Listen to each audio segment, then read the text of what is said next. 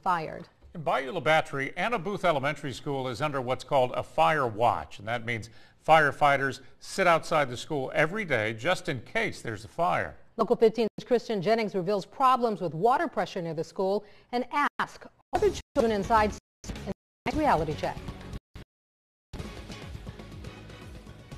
Built in 2005, Anna Booth Elementary is equipped with an indoor sprinkler system. It's an extra layer of safety.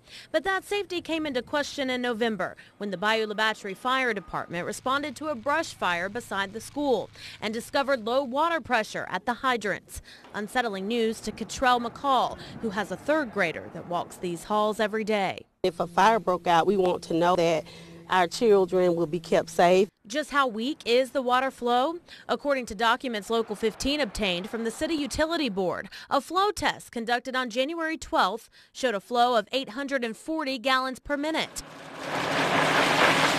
When we watched firefighters test the hydrants in person last Friday, we saw a reading of 650 GPMs, both numbers well below fire code. After learning of the situation, we traveled to Montgomery to talk with State Fire Marshal Paulk. It's about 1,760, I think, is the calculation that we would need to support both the fire sprinkler system and firefighting operations. That means on some days the pressure is off by more than 1,000 gallons per minute. The sprinkler system would operate if there were a fire at the school, and we should have sufficient time to get the students and all out of the school. There would be some serious question as to whether or not we could extinguish that fire because we don't have the available firefighting water. For a temporary fix, the city implemented a taxpayer-funded fire watch, which according to Fire Chief John Wiggins, cost the city roughly $300 a day. That's $6,000 a month in overtime. Clearly we don't have the resources out there. We don't have enough. So my way of thinking is to have 2 firefighters out there. Since January 9th, the city has dedicated a couple of firefighters and a truck to sit outside Anna Booth every school day so they can respond quickly if there's a fire. A move important to Chief Wiggins, considering a drawbridge stands between the department and school and can sometimes delay response time 8 to 12 minutes, he says. You have to go around the bayou, and depending on the traffic flow that's already using it because of the bridge being up, it can mean the difference of something burning down. As part of a separate fire watch, school officials even brought in an extra staff member and say their students are not in danger.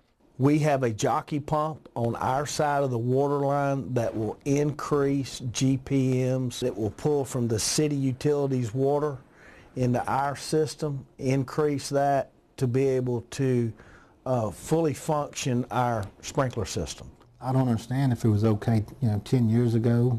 Now all of a sudden it's it's not okay.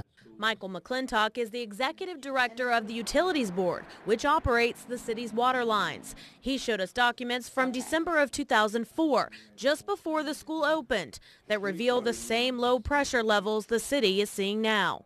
Me, I would, think if it was a problem then, it should have never been, the school should have never opened till this problem was issued. And the issue and problems was, corrected. I think when that school was built, there wasn't anything else out there, except the school, and that's on the end of the water line.